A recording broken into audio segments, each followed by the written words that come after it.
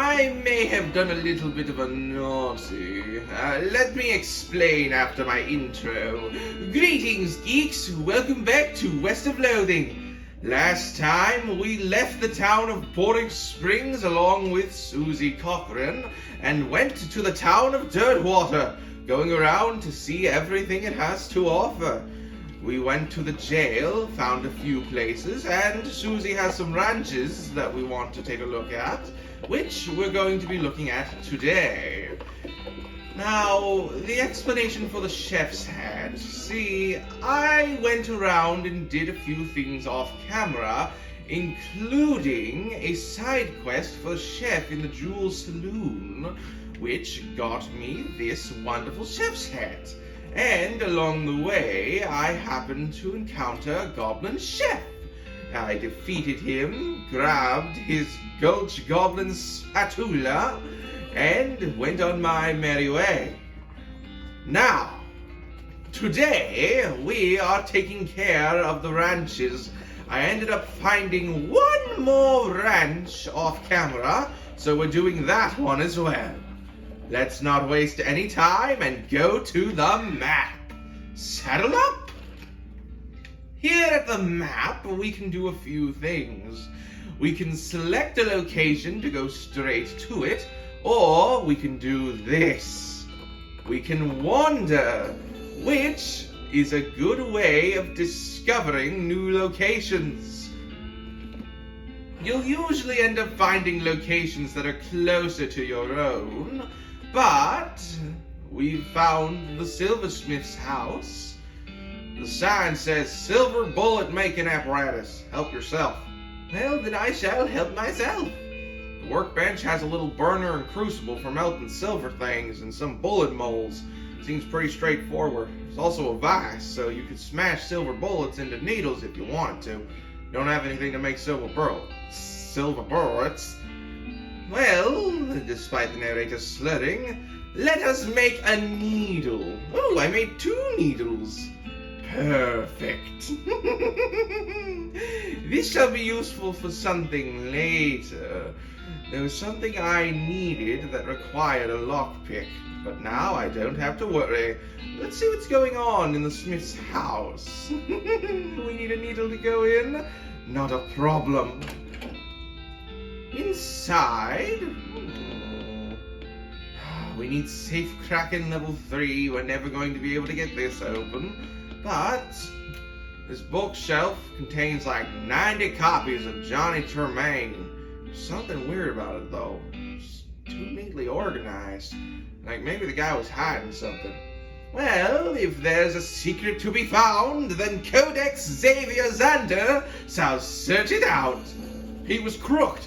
The silversmith was selling cheap fakes. Oh well, he's gone now. And so are most of his customers. No sense in stirring up trouble at this point. Write down the location of the shop. Might come in handy. We've got ourselves the silver platter. Oh, but looky here!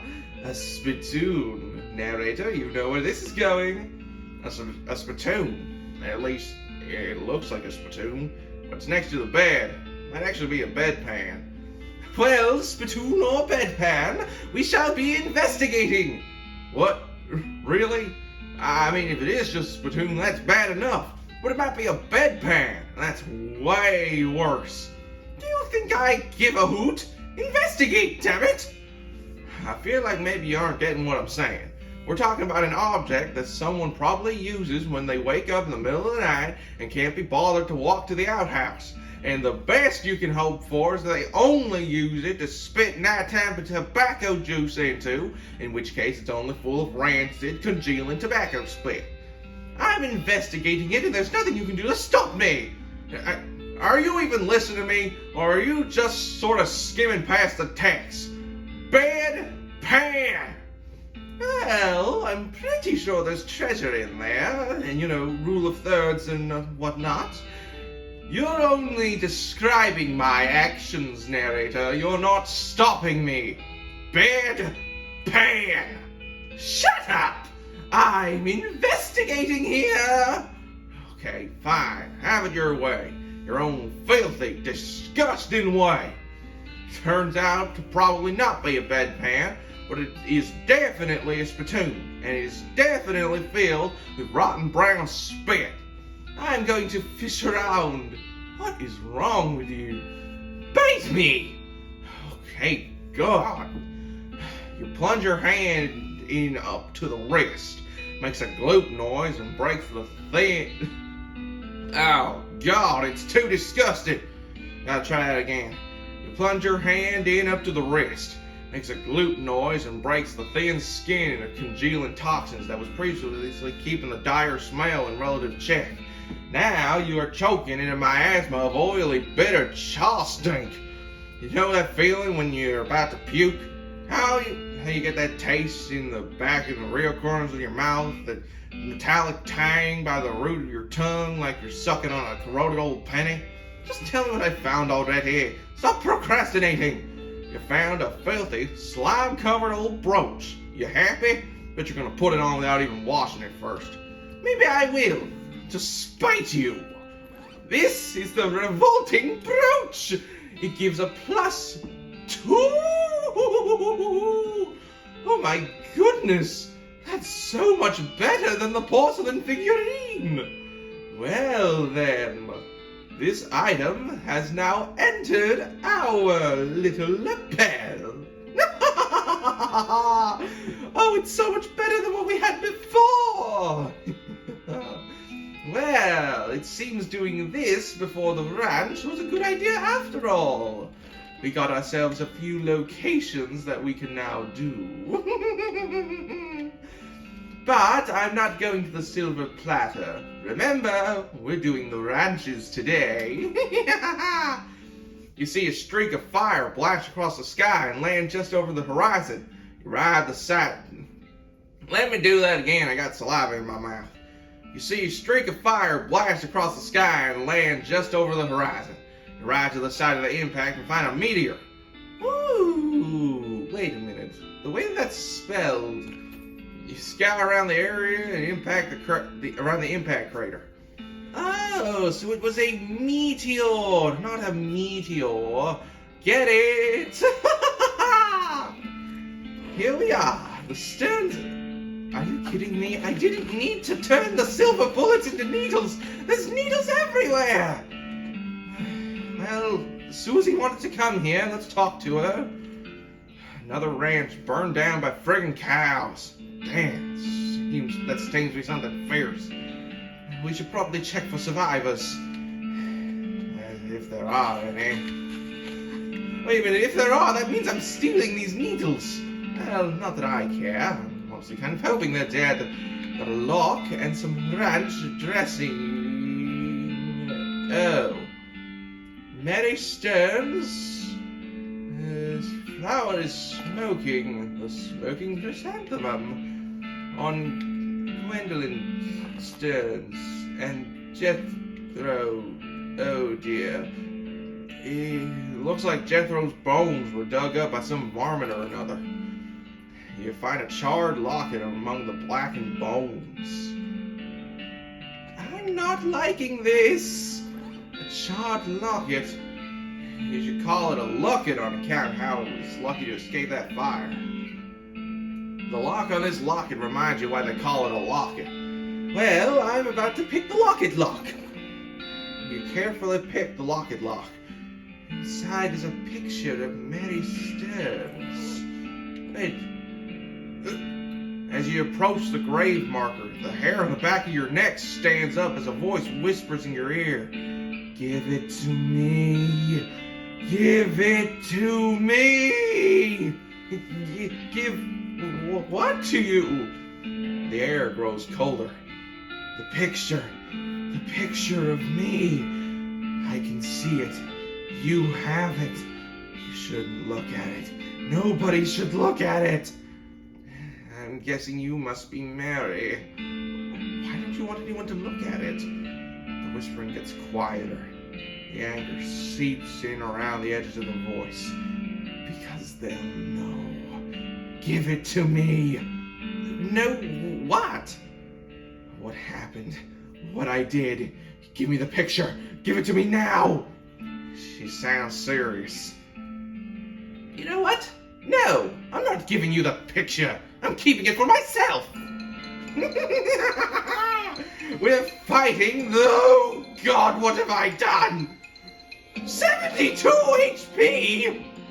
Oh, this is not good. The ghost of Mary Stearns. Oh, what a great way to enter a fight. Let's start with the beam shield.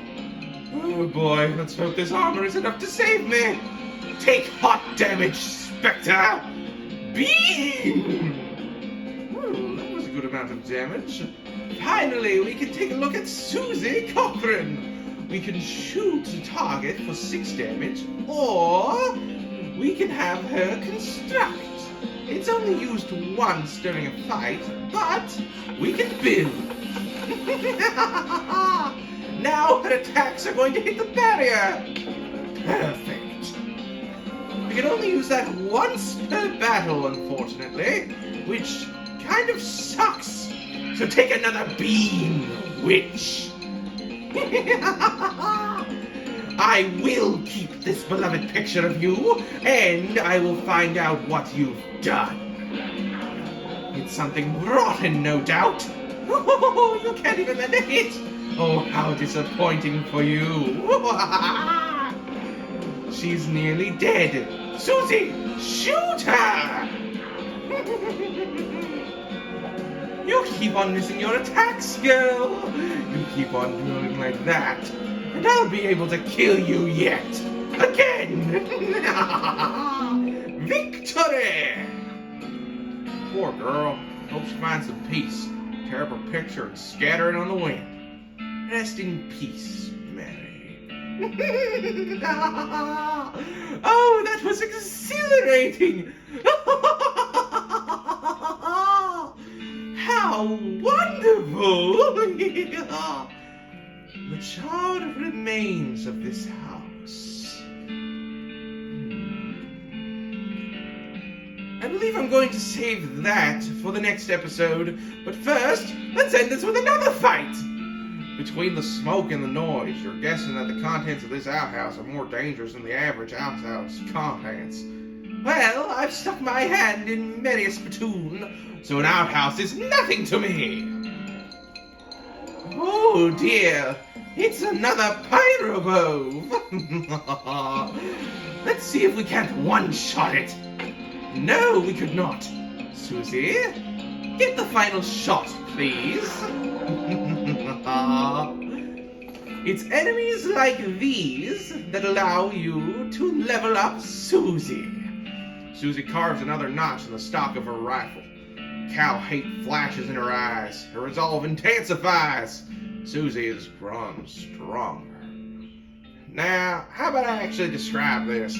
By the soft light of the fading embers, you see it glint and light from below. Hold your nose with one hand as you fish out your prize with the other. The toilet pistol, my good man. Let's see. Does it do any better damage than the deputy pistol? No. But it applies poison, so I'll take it.